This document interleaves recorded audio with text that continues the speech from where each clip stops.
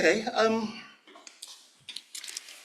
next we have two very good friends up the top of the screen there, and I'd like to start off by asking Terence if he would tell us a little bit for 3 or 4 minutes about his chapter of the book and his contribution.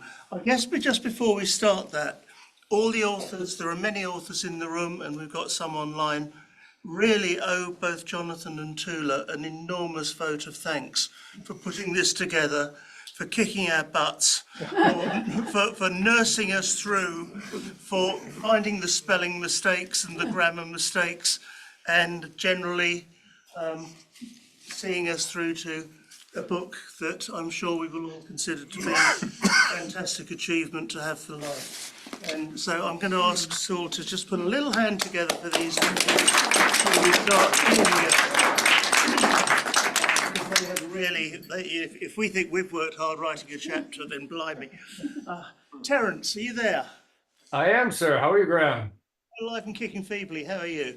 Excellent, excellent. Speaking of books, I'll take 10 seconds of my time to thank you for your River Thames Revisited book. I reread it often. It's a beautiful work.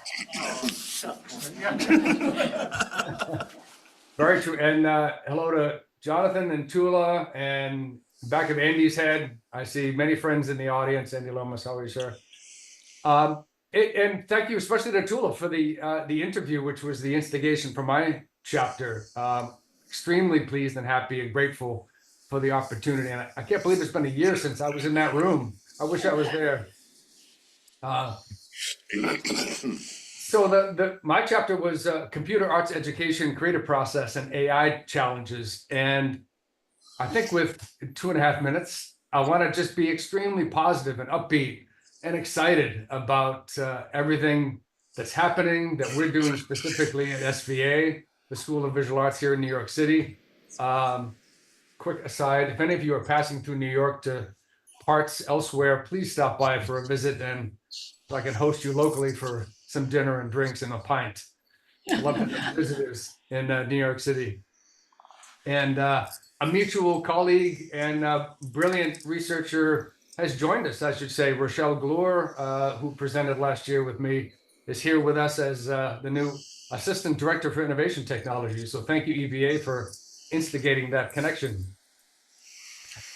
She's online now as well. But yes, so and she's a big part of what we're doing here at SVA about this whole creative process and AI challenges. It's so exciting. The positivity of the students and the faculty that we've been getting, of course, thanks to attending places like EVA and SIGGRAPH, we all collectively are 5 years sometimes ahead of the rest of the world, right? With knowing what's coming, what's important, what's going to be fantastic to instigate storytelling and artistic students of ours. So we've been working hard with curriculum development. We're rolling out new courses. We've got a filmmaking and AI course starting in September. What else can I say other than I'm grateful to be part of this just latest disruptive technology. I'm just old enough to remember the 80s when being in graphic design, the Mac computer came out in 84, 85, 86, and the Amiga, sort of the death knell of graphic design, and artists are going to be put out of work. And I'm not quite old enough to remember the advent of photography in the late 1800s, but they said the same thing then, right? Painters will be out of work. No one will paint portraits and landscapes anymore when you can just use this newfangled technology to cheat. So I'm very positive. Yes, it's going to be disruptive, these AI things, but I'm just so grateful to be part of EVA and the wider community and colleagues like Rochelle here and everyone else there in London. So can't wait to be back. I don't know how close I am to my 3 minutes, but I should say, many of you know I hold an annual VIP Arts Education Friends reception party at SIGGRAPH every year. So if anyone is going to SIGGRAPH in Denver, we'll be there with top shelf bar, live music, and camaraderie Tuesday night of SIGGRAPH Week. So let me know somehow. You can Google me and I'll send you an invitation. Very exclusive, don't you know? So I guess that's it. I'll wrap up. I can't wait. I can't wait to get a link to that previous book to order. Yeah. Thanks very much. Lovely to see you, Rochelle, too. Try and get you both back next year, shall we? Come back next year. Super. Thanks, Graham. Okay, I might as well do my turn now, since I did one of these chapters. And my chapter was called Photographic Preservation, Past, Present and Future. And basically, I think where I've ended up from it is that the Victorians knew far more about archiving photographs for 100 years into the future than we do today. Archivally, we're going backwards. I will try to actually elucidate on this briefly over 3 minutes. My hero, if I was French, would be a guy called Louis Daguerre, who invented photography if you're French. Yeah. If you're English, of course, it was William Henry Fox Talbot. But neither of these are my hero.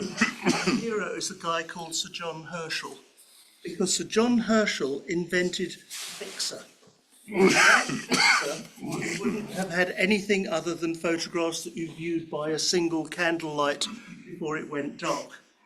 Now, Herschel was a scientist who went all over Europe, actually discovering things with colleagues. He was very much an EVA person today, one would say. And what he did, which was quite remarkable, although William Henry Fox Talbot was a close friend of his, We're really just adapting this photo next to your although William Henry Fox Talbot was a close friend of his, he gave both Daguerre and Fox Talbot the technology of Fixer. And actually Daguerre used it straight away, Fox Talbot didn't use it for 3 years. Moving on a little bit, glass plates with silver gelatin on top of them are still around today in very large numbers. Curious enough, albumin-based prints, where they mixed the actual stuff with egg white, you'd think that would have gone off and they'd all be full of mould, but when they've been stored carefully, there are hundreds of thousands of albumin prints out there today. On the other hand, when they invented roll film, they decided to use a nitrate-based film, which is similar in chemical characteristics to something called nitroglycerine. And basically, if you stored it badly, it would go bang. And there are a whole Library of Congress stores that went up in flames and you couldn't put it out. This whole thing's got wiped out and whatever.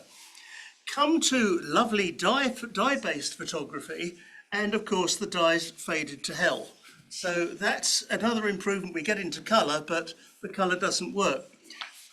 The nitrate photography, actually, the nitrate film went on till 1952, which not a lot of people know. They were actually making Hollywood movies on nitrate film. There were cinemas in the 1930s burning down because the film got stuck in the projector gate. And the only real reason they'd invented safety film, which was acetate film in 1909, but it wasn't until people went up on aircraft doing reconnaissance work and found that the film in their camera was burning the plane down quicker than the Germans could, or anyone else, or the Japanese, or anybody else, that they actually decided at long last to use safety film. And that went very nicely for 7 years. And in 7 years' time, a little warehouse in India actually said, all our safety film has gone crinkly. And that was because of the vinegar effect. And the vinegar effect you still get today on any negative that's made with safety film. Where I'm going is that there isn't really a time when the Victorians didn't have things that were better. Herschel, for example, back in 1839, also invented the system called the cyanotypal blueprint. And if you're an engineer or an architect, you know about blueprints. If you fade, you put them back in the dark and the picture comes back again. He worked with platinum prints, and platinum prints were improved in the 1880s, but platinum on paper will last as long as the paper will last. Could last 1,000 years. You start to see where I'm going with this. Digital photography, yes. Okay, so we've all got lots and lots of pictures on our phone. We are the most documented society around to this day. But who thinks that those same pictures will be around in 25 or 30 years' time, that they'll be using the same technology, that it'll be JPEGs and TIFFs? If you're a graphic designer and you worked something up in CS2 in 2003, you can't open it today in Creative Cloud. There's nothing to say that quantum computers or anything else are going to actually do the same thing with file names. So briefly, what do we do about it? And the answer is we go back to using 13th century technology. All the projects which I've done so far, the major projects, the Riverscape project that Terence talked about, is in the Museum of London. Footsteps of Henry Taunt is in English Heritage as pigment ink prints on paper. And that is basically the same as the monks were painting onto papyrus in 1300 and something or other that's still there to this day. Now, if you're sitting there saying, I haven't got a printer to do things, Blurb Books actually make books that will can have a paper and can have a pigment-based ink that will last for 300 years. So all the books that I'm doing for my children and generations to come are in books that will last for 300 years. And I would suggest to any young researcher today who would like their work to be around when they become my age, to start making books of what they're doing now so that they can actually show their descendants later on what they did. And that's really my bit.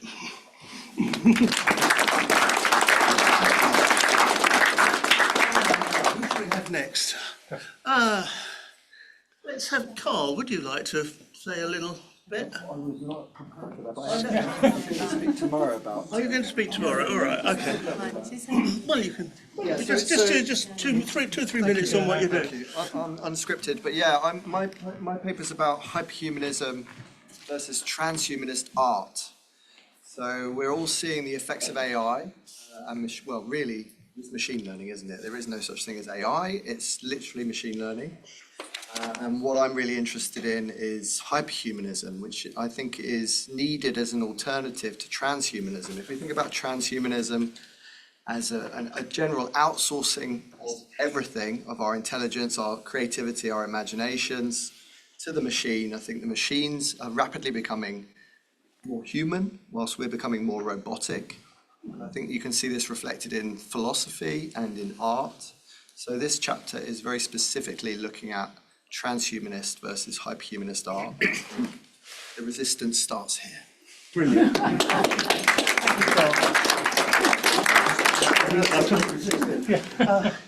Camille, you've arrived. Yes. Sorry, I was stuck on the Well, train. now you've arrived. So, would you like to tell us a little bit about your chapter, please?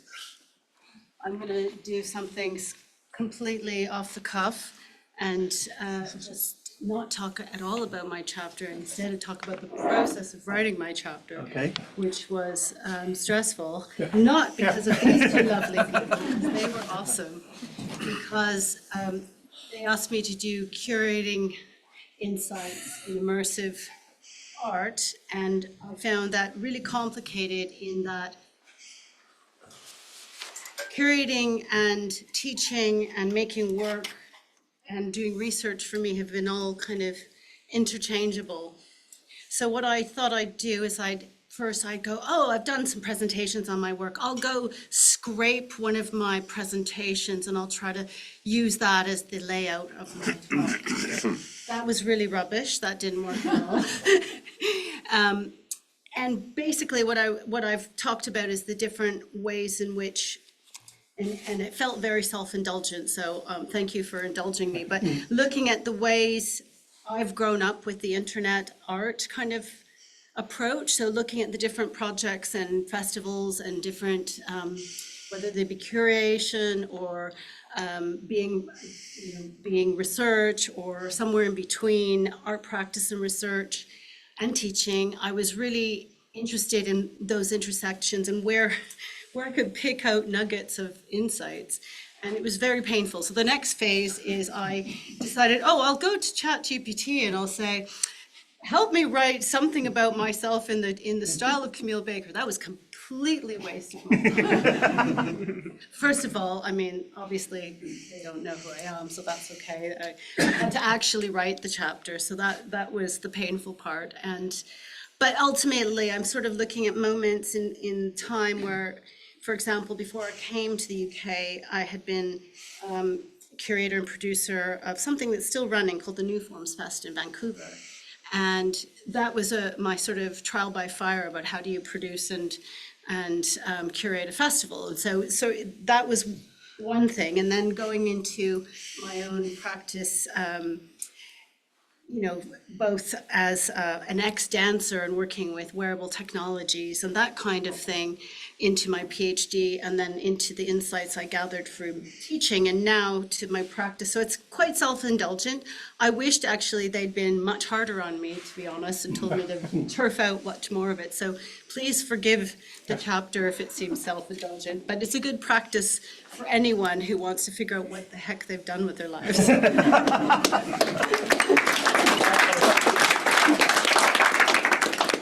I think we'll have another online speaker. I'm rather enjoying picking and choosing who we have next. Moshe, would you like to Yeah, hi. tell us what So, you're up to? why not? So good evening, and thanks Jonathan, Tula, and of course Graham for hosting me to say a few words. I've been attending the EVA conferences in London for some 20 years now, possibly more. This year, however, circumstances have prevented me from doing so. But hopefully next year, as Schwarzenegger says, I'll be back. Anyway, a few words about my chapter. The future of our past is at risk. This, unfortunately, is not news to any of us. Our cultural heritage is facing ever-growing dangers caused both by natural and man-made causes, whether accidental through neglect, carelessness, and contempt, or of course by deliberate destruction through spite, hate, and intolerance. In face of these dangers, the heritage communities are building an evolving arsenal of conservation tools and methodologies to preserve our existing sites, monuments, and artifacts, and to restore, to repair, and to research those which are in danger of being lost or damaged. Now, I live and work in one of the most important, yet possibly the most volatile areas in the world, in Jerusalem. Nothing here is normal, and everything is subject to cultural, religious, and of course, to political tensions and conflict. However, despite this, and possibly one may say because of this, we in the conservation world feel all the more strongly that it is our duty, our mission, to engage in the protection of our universal and our local heritage. Now, I'm not an archaeologist, a historian, or a museum curator. However, being an imaging specialist, I work with them all. As such, the case studies presented here in this chapter are works of collaboration, and subsequently the chapters in this book aim to present a spectrum of examples through which heritage is being preserved and researched with the aid of digital imaging technologies. Now, 4 main fields are covered in the chapter, and they are conservation, restoration, analysis, and dissemination. Clearly, these fields are not mutually exclusive, and in most cases, they tend to overlap. Likewise, several imaging technologies have been employed throughout, often in tandem, including photogrammetry, various scanning technologies, multispectral imaging, and of course, reflectance transformation imaging. The chapter covers some 9 case studies, and they've been chosen to reflect the wide variety of topics and techniques, all, however, are located in and around Jerusalem.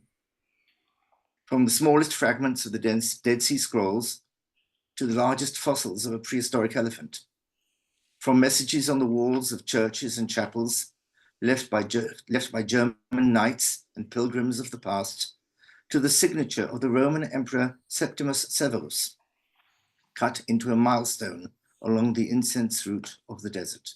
Severus, incidentally, died in no other than York. And from the Roman streets tunneling under the old city of Jerusalem to messages brought down from outer space, from the wreckage of the Challenger space shuttle to the forensic labs of the police, and ultimately to the Israel Museum. All these and more are witness to our joint universal heritage, to our duty towards its preservation, as well as to the power and the potential of our digital tools in its service.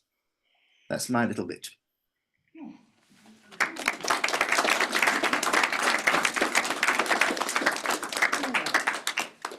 Olive, you wrote a chapter, didn't you? Completely unprepared though, yeah. Well, you can tell us a bit about it. Come on. Okay, Be brave. Yes. I'll be safe when I'm around doing this. I'll be very quick because I'm really unprepared. But yeah, it was it's about 8 years that we've been with Art in Flux, fostering a community of artists, media artists, mainly of underrepresented groups. And with the chapter, we've been trying to highlight that story and the many, many, many different themes that we've touched upon. We've been trying to contextualize it a bit in theory. So we've been looking at new materialism and yeah, some of the thinking about media and also the idea of assemblages and also the hybridity of all of these concepts. And so it's a bit of a chronology, it's a little bit of a history. I think, yeah, most of you probably have been involved in Art in Flux in one way or another. And it's not my own story, it's really the story of that community. And hopefully it's an interesting read for all of you. So I'll keep it at that.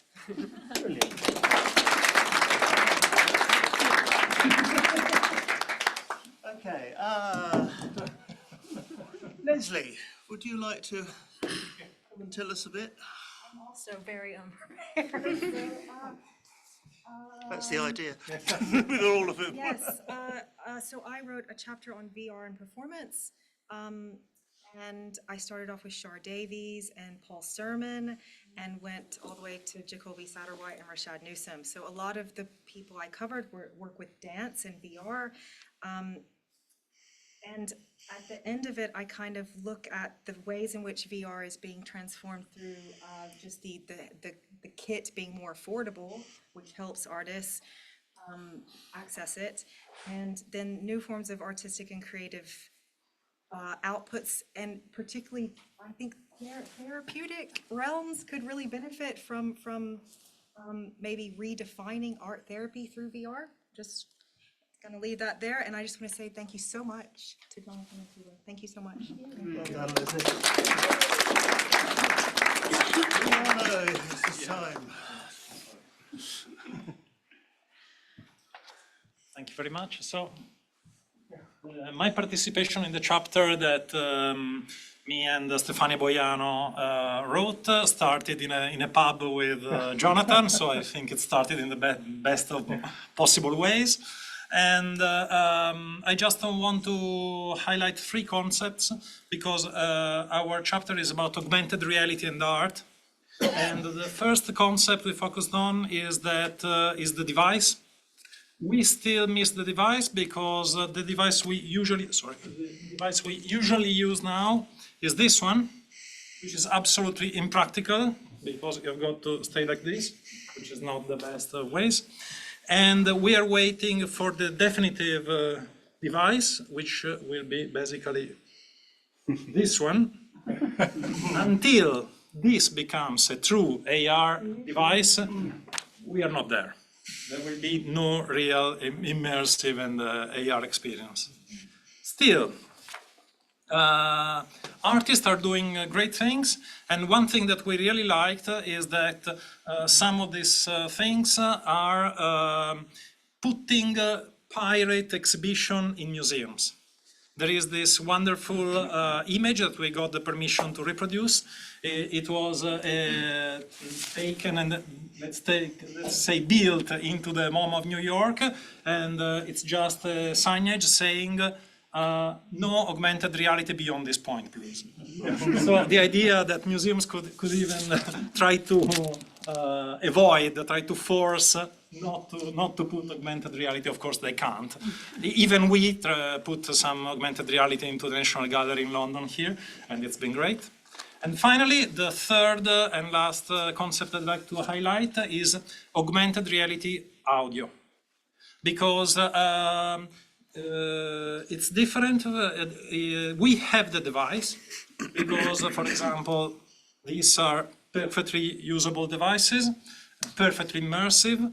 but unfortunately, so far, not many. We put a few examples into our paper, but not enough artists are working with augmented reality audio.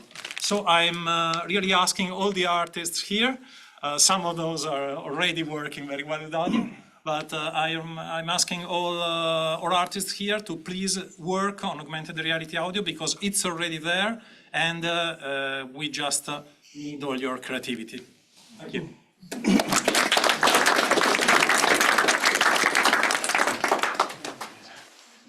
John, would you like to say a bit about your chapter, please?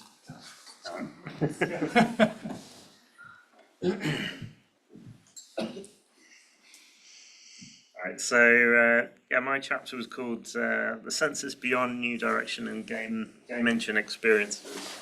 So I've written quite a lot already and other things about some of my own kind of creative projects and stuff like that. So with this one, I wanted to kind of write about some of the really amazing work that I've seen that's been produced by my students where I teach at University of Greenwich. And in particular because I find a lot of the students that I kind of work with are already kind of like swimming, as it were, in these kind of new technological forms, such as game engines and virtual reality, and indeed AI will be the next one as well. So from that kind of work, I see a lot of kind of interesting new sparks of kind of ideas and trajectories that they've explored through different projects that I've worked with them, that I've kind of supervised. So just to give you a bit of a flavour, some of the projects I talk about in the chapter are things like adaptive video game soundtracks with 2D games. We have different types of music coming as you have different events and things happening within the gameplay. Things like virtual reality music festivals. So we had a project which was a VR music festival that you could go around, which was made in Unreal Engine. And they'd used techniques to put different kind of faces and things on the characters in that scenario as well. So it's kind of rethinking the idea of what music festivals might look like in sort of new forums like metaverse type situations. There's a project as well which was looking at animal welfare issues through game engines, so creating a first-person simulation of being a parrot which had been captured, sort of exploring some of those issues around animal welfare and illegal trade of parrots and endangered species. Also representing amphibian perspectives in 3D games. So this was actually shown, demoed I think last year at EVA London, and this was looking at how you can use a 3D game engine to represent the experiences of the Texas blind salamander. And how you kind of translate those sensory modalities into sort of graphics and sound and haptic vibrations with game engines. Also a project looking at designing experiences of nostalgia in games, so looking at kind of different aesthetic forms of sort of retro graphics and things like that, as well as retro transformation, so how you can have perspective shifts between flat two-dimensional games and kind of 3D perspectives in games. That one's also been shown previously at EVA London.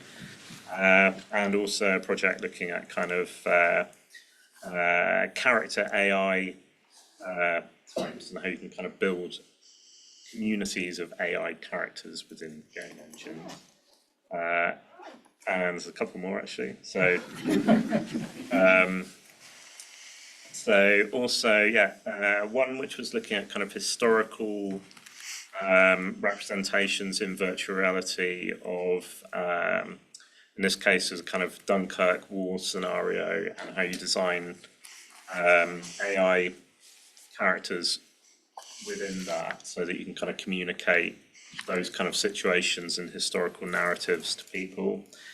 Virtual hallucinations in games and optical illusions in games, so exploring how you can create MCS shared type scenarios using game engines and things like that. Well done.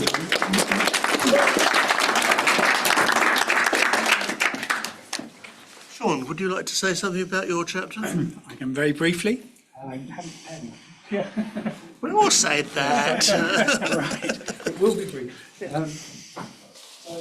chapter, which I wrote with Jonathan, looks at the Computer Arts Archive, which is a project that we initiated a number of years ago, 4 years ago now, in 2020. Not the best time to launch a project. It didn't take off properly until a couple of years after. But what we're looking to do is build on the Computer Arts Society's archive and collect additional materials beyond that that was donated to the V&A, and also look at developing new archival sources based around the more recent activities of the Computer Arts Society, but also looking a bit further beyond at additional areas of computer arts activity that haven't necessarily been well documented. So I will name but a few. We have the Personal Archive of Stroud Cornock. Name was cropped up a number of times earlier, and that's been added to the collection. We have the Personal Archive of Edward Inatovich, very important early computer arts pioneer. Interactive sculpture, maybe more than computer arts, or both. We have additional materials, like I say, from the Computer Arts Society's history. We've come across a whole bunch of odds and ends, some of George's materials, but we also have films, 16mm films, and we have documents from John Lansdowne and so on. And we have additional materials as well from a whole range of different areas. And motivation for doing it is to really, like I say, capture materials that have not yet been captured. And in particular, I'm very interested in what I call untold narratives. So these are stories that are not necessarily part of the mainstream computer arts narrative. So another project is the work of Jack Tate, who I'm sure a number of you will know, but Jack Tate has actually donated a number of his drawing machines to us. So we have 5 original Jack Tate drawing machines. I think probably a subject of a EVA maybe. And what else do we have? We have the EVA archive. Something I presented earlier, which is an attempt to really capture 30 years of leading edge, over 30 years of leading edge research and present it in an interactive and highly usable way. And there are lots of other ones that I am sure, areas that I haven't yet covered. But the important thing really is that the archive exists, it's growing. I now have a new working relationship with De Montfort University's Library and Archives Department. I'm talking to people all the time about potential donations and material. And I hope, and I'm sure it will become quite a significant body of work, and something I will report on annually at this event. Nothing for something I haven't prepared.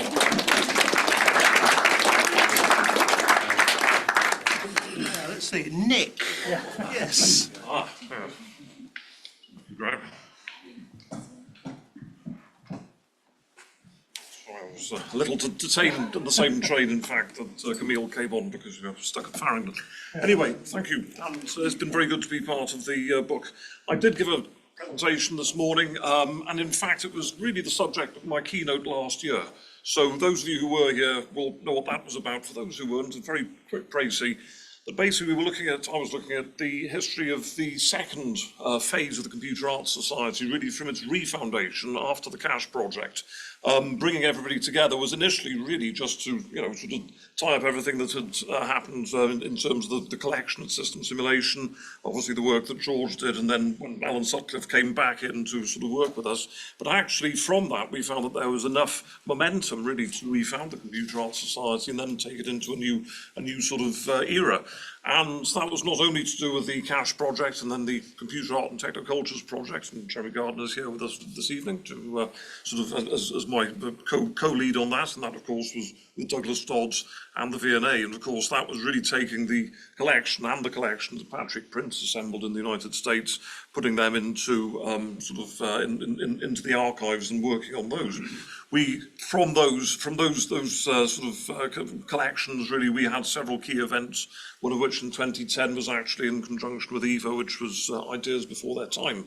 And that really was a moment when we joined both sort of historic and current computer artists together and talked about the theory and the practice of computer art back in Southampton Street in the HQ of the BCS as it was then. Well remembered, and I like Moorgate, but I still have a soft spot for Southampton Street and the Coal Hole and the many other drinking establishments around there too. But more fundamentally, what I bring out in the paper is that the things that were happening with the Reborn Computer Art Society were very much part of the ferment in digital art and net art and other sort of movements in London at that point, and that the re-emergence of digital art and certain galleries, for instance, Colville Place Gallery, Watson, Wolfleser, also Carol Fletcher, Furtherfield, and organisations such as Node London, they really all were happening at the same time, and we were very much connected into that, Connecticut, you know, and the Lumen Prize later on as well. And that has found ways to collaborate and also sort of engage artists from new areas with this. And it's really covering the time that I became chair in 2010 up until 2021, and it's really that sort of period. And the reason I thought it was worth reflecting on was because there were so many intriguing projects, not least Intuition and Ingenuity, the Alan Turing exhibition that Anna Demetriou and Sue Gollifer and myself put together, Brighton and various other places around the UK, pulling together both contemporary and sort of established computer artists to demonstrate aspects of the artificial intelligence that Turing sort of proposed to investigate. So that was one key one. Gustav Metzger's final artwork, which was Gustav Metzger Thinks About Nothing with London Fieldworks, George Olson and Bruce Gilchrist. And that was importantly sort of brought together through the auspices of CAS and Brona Ferrin, who really sort of set the whole thing in motion, and we got Arts Council funding for that. Also the, Event 2. Leading up to Event 2 in 2019 with the Royal College of Art, and I think, you know, wonderful to mark that half century since the previous one, and of course to bring that into the present with Flux and with many other artists involved as well. So, you know, I feel that we've had several moments which actually sort of serve to connect the past and the present, and also find some sort of potential routes into the future. So in a way, it was me trying to see what I'd done and actually go through my own archives, find out where things were, but also I think to bring to attention the way these things actually threaded together. So I think some of those connections only emerge in retrospect.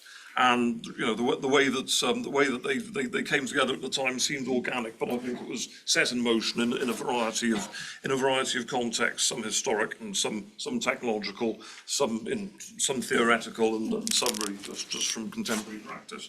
And of course, all the many institutions around London and elsewhere where our artists were at the time and are today. So that's really, in a nutshell.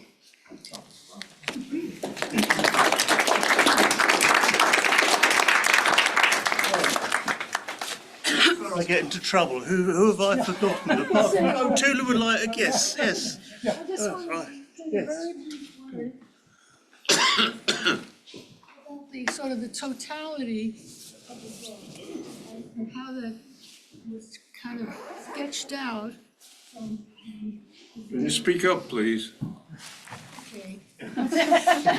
I'll start over. I don't have a very loud voice, and there's no microphone. Okay, I'm going to try again. I was looking at this idea of computational culture. I could see that this was going to be not just a new fad, a change, but something quite revolutionary and change the whole nature, not just of art, but art's role in society. It's a pretty dramatic shift in the future, and certainly has already, we can see that. And now from 2018, and now particularly with generative art, things are changing dramatically. But the challenge was to sketch out something that could bring in all the diverse elements of this story and how it developed and the digital road that we took to get to this point.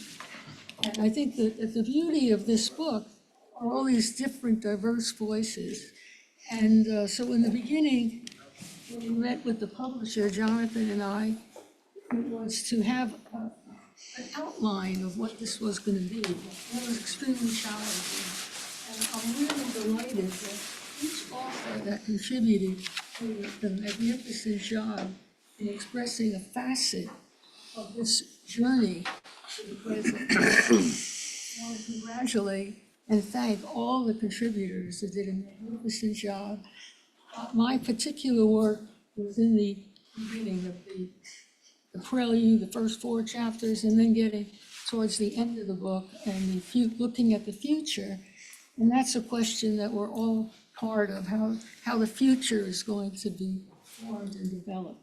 So I'm thanking everybody here. Thank you.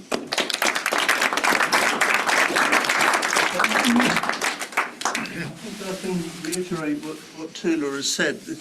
Probably in terms of chapters and chapter headings and so on, this is one of the most eclectic mixtures of bits and pieces in a chapter that in a book that one could possibly find. Curious enough, it all comes together in the end. It's quite a surprise for all of us, I think, that it all comes together in the end, but it does. And that's, Natasha, would you like to say a few words about your chapter? It's just arrived, so before we wind this little bit up, please. Just in time. Just in time. In time in my big bag. Defective train. So I haven't had that much time to prepare. I found out on the way here. So what I can do is just say it's really good to be here with you all. It's been fantastic to contribute to the book. And I'll just read my abstract. Yeah. Okay, so my chapter discusses an equalities design approach that reframes notions, methods and approaches across multimodal engagement using the frame of post-normative equity. It discusses connecting in global multimodal environments and the existing and emergent equalities design tools, methods and approaches that interrogate and queer the normative, including neuronormative assumptions within this area. And the explorations, case studies, examples and outputs are contrasted with pre-pandemic design solutions that were framed as inclusive but are in fact singular performative design responses. This is compared with authentic engagement with the contextual and intersectional aspects of the people being sought to engage and thus the profound challenges encountered by the stated groups. And my chapter invites the reader to consider pre-pandemic, current and future offerings, the bell curves concerning equitable change and the relevancy of on-site single-mode offerings and the normative constructs and how this informs misfitting design is also to be unpacked using a post-normative, neuro-inclusive and disability-focused lens underpinned by the social model of disability and a rights-based approach. And yeah, it's a pleasure to contribute. And I invite you all, if you haven't already, to order the book. There's amazing chapters in there. Thank you. Thank you.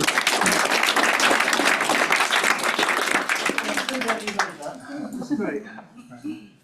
Okay, yes, it is a wonderful, it's rather like lots of painters have painted bits of the same picture in many ways, but at the same time, when you step back, it's quite a nice picture, even if it looks a bit abstract if you walk up too close to it. And that would probably be my critique of it. It's been lovely for all of us who are involved in EVA to be part of a project like this. And again, thanks to Jonathan and Tula, and thanks to Springer for publishing us. I hope that many of you will buy the book. I shall certainly have myself a hard copy version because you don't get to write books like this every day, do you? And I want to be sitting on my rocking chair in 10 years' time with my Calvados in my hand and reading people's chapters and thinking, I remember them, yes. Okay, it is now 7 o'clock and we have one last